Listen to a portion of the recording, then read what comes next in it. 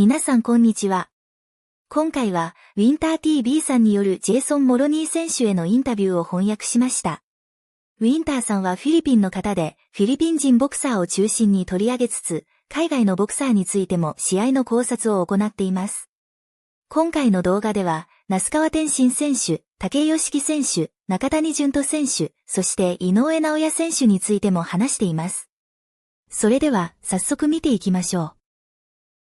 So good day, fellow boxing fans. We're live right now with the former WBO Bantamweight World Champion and also right now, one of the best Bantamweight contenders in the world, Jason Mayhem Moloney. How are you, champ? Where are you right now? Yeah, doing really good, mate. Thank you for your time and appreciate your invitation to talk tonight. Yes, it's a pleasure for me to have an interview with you. Many Filipino boxing fans want to hear from you. Of course, you have an upcoming fight with Tenshin Nasukawa. But before that, I just want to ask you, I'm very, very curious on your career because you and your twin brother, Andrew, is a world champion already. You're a world champion in the past. How did you and your twin brother, Andrew, start boxing, champ? Yeah, we started when we were 13 years old. We tried a lot of different sports. Growing up in a family with two brothers, we tried everything. We were very competitive and loved all sports. At first, our first love was Australian rules football. Me and my brother Andrew wanted to be football players, but in the off season, a few of my friends were going down to a boxing gym just to get fit, really, and have some fun. And I decided I'd take it up, and I asked my dad if I could start boxing, and we had to sort of, beg him for a while. He wasn't too keen on me on doing boxing, but we kept we were persistent. We kept saying, "Come on, I want to go to boxing. I want to go to boxing," and eventually we started, and we just fell in love with it. So I started training when I was 13. I didn't have my first fight until I was 16, but I just loved the sport, loved to fight, and just wanted to be the best I could be. Yes. So, I want to ask you right now, champ, because earlier in your career, your moniker in the ring is the smooth one. Then right now, until you became a world champion, you are now known as Jason the Mayhem Moloney. メーヘムとは大混乱や騒乱、大騒ぎなどを意味する言葉です。So, what is the reason behind your ring name or nickname inside the boxing ring? That was a bit of a funny one. I've never been too big on the nicknames for myself anyway. It started off as a smooth one. I guess it was from my former coach, Brian Butler. He came up with the name. ブライアン・バトラーは、オーストラリアのビクトリア州クライドンにあるイーストエンドボクシングジムを経営している人物です。モロニー兄弟も同じくビクトリア州出身で、彼らはそのジムに通い始めたことでブライアン・バトラーと出会ったようですね。And I guess it was because people would often ask what the difference was between me and Andrew. And at that stage, I was a bit more of a back foot fighter and a bit more of a counter puncher. And Brian said that I was the smooth one, I guess, because that was more of my style, a bit of a mover and, a bit more, of the smoother, more slicker style.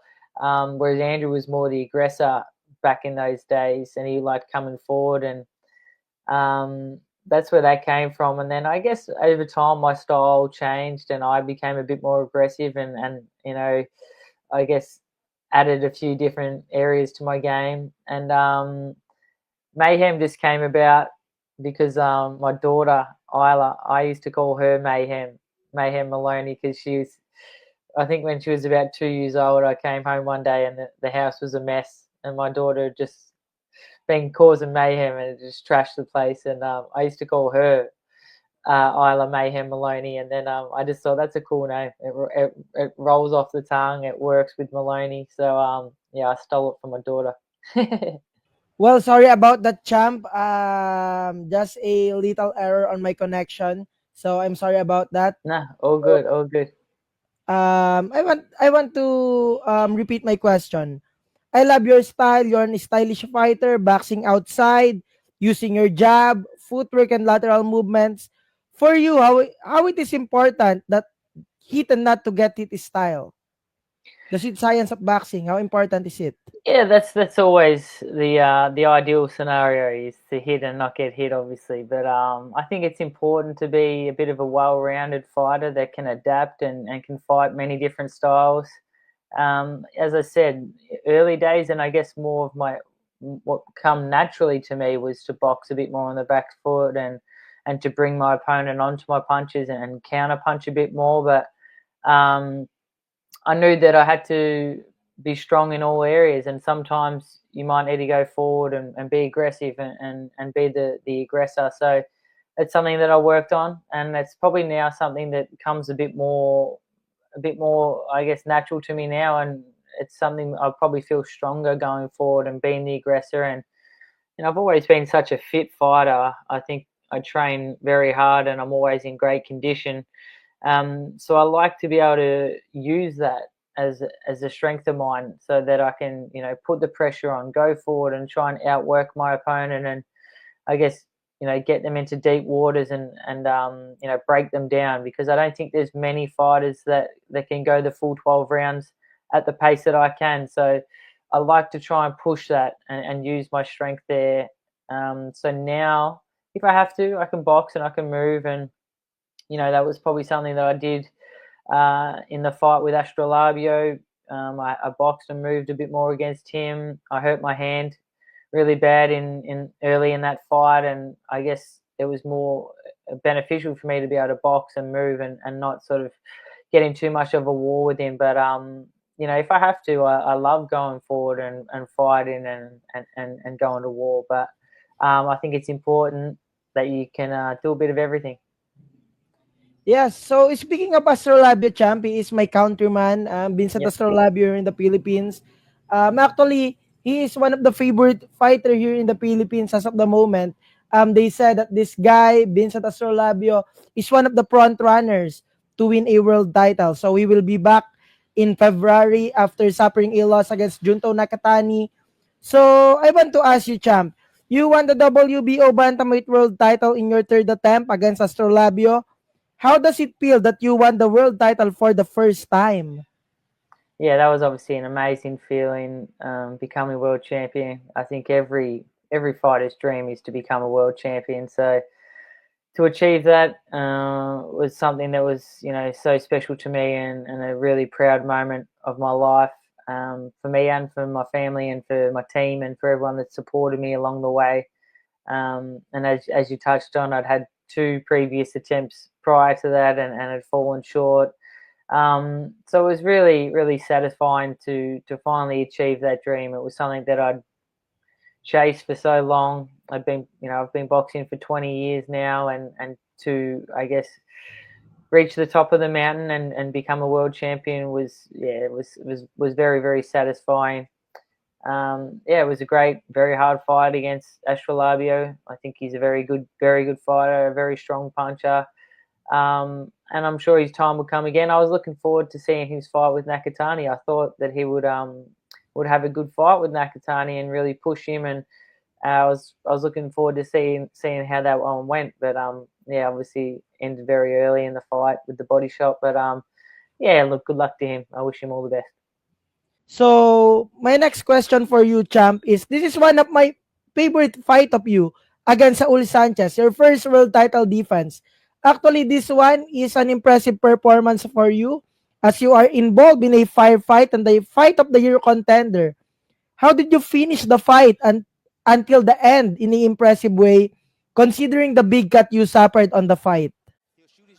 モロニー選手はエマヌエル・ロドリゲス選手や井上尚弥選手との世界タイトルマッチで敗れた後、井上選手がバンタム級のベルトを返上したことで、空位となった WBO 王座をめぐり、アストロラビオ選手と対戦しました。この試合でモロニー選手は2対0の判定勝ちを収め、初めて世界王者の座につきます。そして、サウル・サンチェス選手との試合はモロニー選手にとって初防衛戦となりました。試合が進むにつれて打ち合いが激しさを増し、拮抗した展開となりましたが、モロニー選手のテクニックが光り、最終的に2対0の判定勝ちで初防衛に成功しました。この試合では特に残り10秒からの両者の激しい打ち合いが印象的でした。To finally become a world champion, doesn't want to go back together when he's throwing his punches here. But guess what? Doesn't matter because at the end of those shots is one Jason Moloney as the crowd comes to the feet here in Quebec City. Yes. And still, WBO Bantamweight World Champion Jason Moloney. Yeah, I guess that's one that that really, I guess, backs up what I was saying earlier, is that you need to be able to adapt and you need to be able to fight different styles. And going into that fight, again, I thought that I would probably have the superior skills and that I could outbox Saul Sanchez and you know, probably keep it long and move and box and move and just pick him off. But I was a bit flat early in that fight, and he was catching me and you know, hitting me with shots that shouldn't have been hitting me with. But yeah, he came out hard, and I struggled to sort of go with him in the early rounds. And I thought, this is a bit too close for my liking, and obviously I didn't want to give up my world title, so I had to make a change. And I decided to adapt and to be a bit more aggressive and go forward and back him up and try and put him on the back foot and take it to him. And yeah, I thought I finished the fight very strong. You know, that's again where I say that I don't think many people can go with my pace for 12 rounds, and I think I really finished the end of that fight strong. Rounds, you know, 10, 11, 12, the championship rounds, I really dug deep and brought it home. And you know, that was a hard fight. You know, one of the hardest fights in my career. As I said, taking no credit away from Sanchez, but I was a bit flat that night. But I just had to dig deep and push and you know, really bite down and show how bad I wanted it. And obviously I pulled it out, and I retained my world title. Watching it back, I don't think it's my best performance, but I did what I had to do, and I held on to my belt, and that's the main thing. So you know, and look, it was an exciting fight for the fans, which is something that I'm proud of. You know, the atmosphere that night and the amount of people that reached out after the fight, and everyone loved that fight. And as you said, it went down, and you know, it was nominated for Fight of the Year, which is amazing and a true honour. So it was a great fight for the fans. Not the best performance of my career, but yeah, a fun fight to watch. Yes. So right now, Champ, I want to ask you about your last fight against Yoshiki Takei. So actually, it is unexpected for me because I think you are a much skillful fighter in boxing than Yoshiki Takei. So what went wrong on that fight? You dropped your WBO strap against a former kickboxing world champion. What happened on that fight against Takei?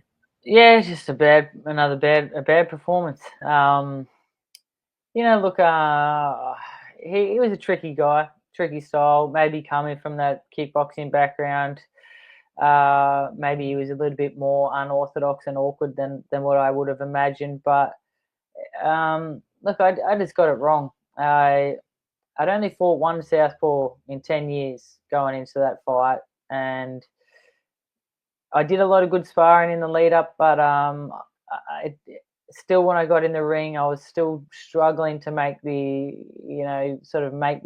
adjustments that I needed, and still struggling to sort of get into the right positions and get my rhythm and fight my style. So yeah, I struggled really to get, I guess, to work him out. I was really struggling to work him out early, and he got in a bit of a run and got his confidence up, and then started to build up the points. And you know, again, obviously, I finished the fight very strong. I nearly stopped him in the 12th round, but ran out of time. But yeah, look, I just didn't get going. It took me too long to adjust to his awkward style, and you know, it was a big lesson learned. And I've gone back since that fight, and I've done a lot of work with southpaws, and I've really worked on that, I guess, weak area. And now I feel so much better already against southpaws. I'm doing a lot of work with southpaws now, given that my next fight is against another southpaw. But I already feel so much better and so much more confident fighting southpaws now. And I guess it was an error on my part. I should have fought more southpaws on the way up. Only fighting 1 in 10 years sort of made it a bit tricky for me, but it was just hard. There's not many southpaws around in Australia particularly, and there wasn't that many southpaws that were that highly ranked on my way up, so there was just never a need to fight a southpaw. And it was very hard for me to get southpaw sparring here in Australia, so to fight a southpaw just in a stay busy fight or something just sort of never really made sense. But look, going back, I probably should have got a bit more experience up my sleeve against the left-handers. But I've wrote that wrong now, and I've really worked hard since that fight to make sure that I don't make that error again. And as I said, I already feel so much better, so much more confident, and I'm looking forward to showing that in my next fight. I think a lot of people would have maybe be writing me off after that performance against Takei, and they'll think, and I think that's why they've picked me, because they think that I'm not good against southpaws. But I'm ready to show that I'm a real student of the game and a real professional, and I've made the adjustments, and the hard work will pay off, and I'll show you a much better, much more improved version of myself on February 24. Yes. So actually, champ, you mentioned the unorthodox style of Yoshiki Takei. So your next opponent is another former kickboxing world champion, which is Tenshin Nasukawa. Like you mentioned, he is also a southpaw, and this guy is also some kind of an unorthodox fighter, to be honest with it. So, how is your training camp heading to this Tenshin Nasukawa's fight? Yeah, it's been really, really good. As I said, after that loss to Takei, I knew that I needed to do some work with southpaws, and I needed to improve my style fighting left-handers. And ever since that fight, I've just been working very hard to keep improving. Had great sparring already. I'm still 8 weeks out from the fight, so I'm really happy with the preparation so far. Since the loss to Takei, I went over to Japan again and had a really great training camp with Seiya Satsumi, who's the new WBA world champion. Yeah. Had a great training camp over there. Obviously got very fit over there, but got some really good sparring and picked up a lot and gave me a lot of things to work on when I got home.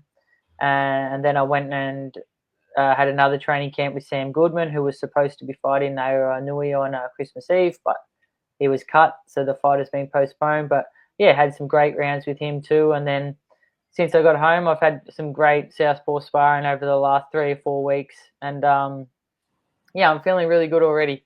And I've got some great sparring coming in. I don't know if I've got a Filipino, RV Deniega. I don't know how to pronounce his name. RV Deniega. Sandman Boxing Stable. RV デニエガ選手は現在11勝1敗、7KO の戦績を持つ選手です。この1敗はモロニー選手とも戦ったことのあるサウル・サンチェス選手によるものです。2人の試合は2023年10月に行われたトレジャーボクシングプロモーションの小国選手とカシメロ選手が戦った興行のアンダーカードに組み込まれていました。デニエガ選手は相手と距離を取って戦うタイプですが、パンチを強振する場面も多く、カウンターも上手で、63.64% という KO 率を誇るのも頷けます。モロニー選手は、この試合のサンチェス選手のようなスタイルで挑むのではないでしょうか。トレジャーボクシングプロモーションが投稿したこの動画のリンクを概要欄に貼っておくので、よかったら見てみてください。Yes, RV's coming over on Tuesday, so he'll be with me for 6 weeks to give me some great sparring. And I already feel great, but I'm really looking forward to the next 2 months where I can just keep continuing to work hard, sharpen up, and get ready to put on a great performance against Tenshin. Actually, I'm looking forward to that fight, champ. And earlier you mentioned you sparred with Sam Goodman, who will fight Naoya Inoue in a rescheduled date this coming January 24 in Tokyo. So, what is your insight on that fight, champ? Do you think that Sam Goodman can pull up an upset against your former opponent, Naoya Inoue? Oh, look, it's a very hard ask, of course. I think Inoue is probably pound for pound the best fighter in the world at the moment. He's someone that I really, really respect and rate very, very highly. Love watching him fight, and obviously after sharing the ring with him, I know how good he is. So it's very, it's a very hard ask, but I'm excited for my countryman Sam. He gets the biggest fight in boxing, and it's for the Undisputed Championship to win all the belts. So it's a massive opportunity, and that's what you want as a fighter. You want these big opportunities, and on any given day, any fighter can be beaten, of course, and he's just got to go in there prepared the absolute best he can, which I know he was, and I know he is currently. He was in really, really good shape, and he was working extremely hard when I was in training camp with him. And it's a huge, exciting fight. You really got nothing to lose, as I did when I fought Inoue. No one really thinks you're going to win that fight, but all you got to do is believe in yourself, go out there, give it your best shot, and obviously a win against Inoue, it changes your life forever. You're a superstar overnight. So, look, I wish him all the best. It's a very hard ask, but I really look forward to seeing how he goes, and I think it'll be a really great fight to watch. Yes. So actually, you fought Inoue way back in the pandemic days. So can you describe his power? Yeah, it's hard to describe. It's devastating, obviously. But look, it's not just his power. He's an exceptional fighter all around. His speed, his footwork, his control of distance. He's a clever boxer. It's not just his power that separates him from everyone else. But he's very powerful as well. He's got just that perfect blend of explosive speed, power, and he believes in himself, and he throws his shots with bad intentions to take you out, because he backs his power, and he knows that he's willing to take one to give one, because he knows that he's a very strong puncher. And I got hit a few times early in the fight and sort of thought, this is okay, this is nothing that I haven't felt before. But then the two punches that he dropped me with were just so fast that I didn't even see the punches, and obviously when you don't see the punch, they're the ones that are really going to do the damage. So they were the ones that really hurt me. The first was a left hook, and that was a bit of a flash knockdown. I recovered quickly from that one, but the right hand that finished the fight was the biggest punch you'd ever want to be hit by, and that had a lot on it, and a lot of power. Yes. So let's go back to your fight against Tenshin Nasukawa. Actually, champ, how does preparing for Tenshin Nasukawa different from your previous training camp? Look, I know. Obviously, he's still a southpaw. He's still coming from the kickboxing background. There's similarities, but his style is quite different to Tenshin. It's a very different style to Tenshin. Tenshin's style is very different to Kai's style.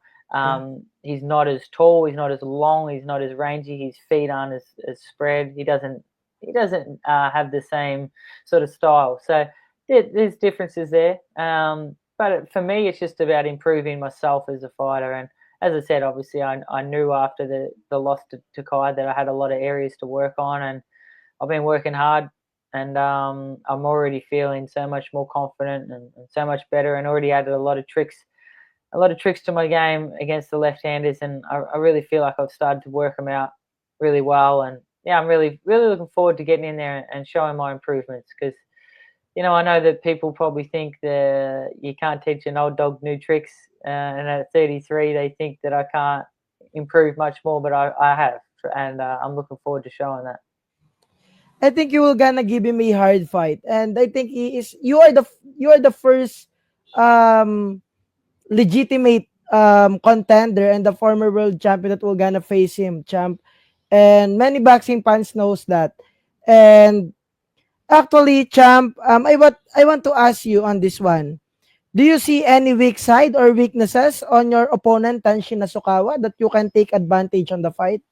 Yeah, definitely lots of weaknesses, and I won't go into too many stylistic weaknesses, but one that you just spoke about then is definitely he has not fought anyone near my level as a professional boxer. And I don't know about kickboxing. I don't follow kickboxing. I know he obviously accomplished a lot in his career as a kickboxer, but it's a different sport. And since coming over, he's obviously only had the 5 professional boxing fights, and he hasn't fought anywhere near the level of opposition that I have or anyone close to my level as a fighter. So, this is a big step up for him, and I respect him and I respect his team for taking this big step up. But, I plan on showing this is a step too far for him.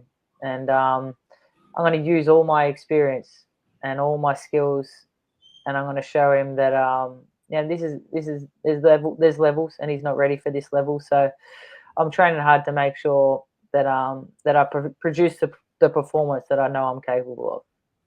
Yes, champ. So I want to look forward on this one, your fight against Tenshin. But before your fight against Tenshin, if you win against Tenshin Nasukawa, what is the next plan of Jason Moloney? Which fighter are you targeting next? I'm not really looking past Tenshin. This is a very, very important fight for me. A fight that I have to win. I can't afford to lose this fight. So I'm not really looking past this, but obviously I know that it opens big doors for me in my career, not only because he's ranked so high. Tenshin is rated number 2 in the WBA and he's rated number 3 in the WBC. So a win over him will put me at the very top of the rankings, I hope, and it'll get me a world title shot. And who that's against, I don't know, and I don't really care, to be honest. As long as I get a chance to fight one of the champions, I'm happy. I'd love a rematch with Takei and get my revenge there. But look, it's just about focusing on Tenshin at the moment, making sure I win this fight. And as I said, I know that it will open up some big doors, and I'll look forward to what comes next. I love your mindset, champ. You are not too overconfident against Tenshin Nasukawa, and you still respect Tenshin Nasukawa as a fighter. Right now, I want to ask you this one. Who do you think is the best bantamweight champion today? As we all know, we have Junto Nakatani, we have Seiya Tsutsumi, we have Ryosuke Nishida, and we have your former opponent, Yoshiki Takei. Who is the best bantamweight champion as of today in your own perspectives? The most proven, and the most proven champion would have to be Nakatani. I think he's probably the strongest of the champions at the moment. Obviously, I think he's held on to his belt for a long time now. He's fought and beaten some very good fighters, including my brother. So, I think he's probably the strongest bantamweight at the moment. Will be interesting to see what he does. I know there's obviously talks about him going up to fight Inoue, whether that's this year or next year, who knows. But I think Nakatani is probably the hardest in the division at the moment. Yeah. So, actually, you mentioned it. Your twin brother, Andrew, lost against Nakatani via 12-round knockout. Do you want to face Nakatani in the future? And do you want to take revenge in behalf of your brother? Yeah. Look, I love that fight. As I've shown, I'm willing to fight anyone in the world, and I want the biggest, the hardest, and the best fights possible. And obviously, he's a champion as well, and it's my dream to become a world champion again, and that's what I'm working hard towards. So, I would love that fight. As I said, I think he's the hardest fight in the division, but I've always been one that wants to test myself against the absolute best, and I've stepped in and fought against the pound for pound best in Inoue, and I definitely love that fight, and I believe that I've given Nakatani a very, very tough fight. I believe I can beat him, and we'll see if that fight presents itself. But as I said, at the moment, it's all about Tenshin Nasukawa. Yes, champ. So, actually, I'm done with my last 2 questions for you. First of all, I want to thank you first for giving some time to me and to some Filipino boxing fans that wants to hear from you about your upcoming fight against Tenshin. So, my next question for you, champ, is are you planning to move up in the super bantamweight division in the near future, considering that you won a world title in the bantamweight division? No, it's probably not something that at the moment that I'm thinking of doing. I can make the bantamweight limit quite well. It obviously takes a lot of discipline, but it's something that I'm still doing, still managing quite well. And I think that the opportunities at bantamweight are much stronger at the moment. You move up to 122, and obviously it's Inoue's got all the belts, and he's got his schedule pretty tightly planned for the next 12 months plus. So, it's a hard division to get a title shot at the moment. If a great opportunity came at 122, I would go there. I've fought at 122 quite a lot early in my career. I think my first 15 fights were at super bantamweight. So I can do that, and if the opportunity was there, I would. But at the moment, I think bantamweight's my division, and my goal is just to become champion again at bantamweight. Yes. So, down to my last question, champ. What can we expect for the Moloney twins this year? Well, what we've been chasing our whole career now is to both be world champions at the same time. We've come very close a few times. Obviously, Andrew is a former super flyweight world champion, and I'm a former bantamweight champion, but we haven't managed to both be champions at the exact same time. So that's something that we've always really wanted to do. And hopefully this is the year. We've both got some big fights on the horizon and some great opportunities, and we're working hard to make it happen. So, hopefully this is the year, 2025. Team Moloney, both world champions. That's the dream, and we're working hard. And thank you to everyone that supports us along the way. Yeah, I hope those dreams will come true soon. Hopefully this year, I would want to see both Jason and Andrew Moloney to become a world champion at the same time. So, what are your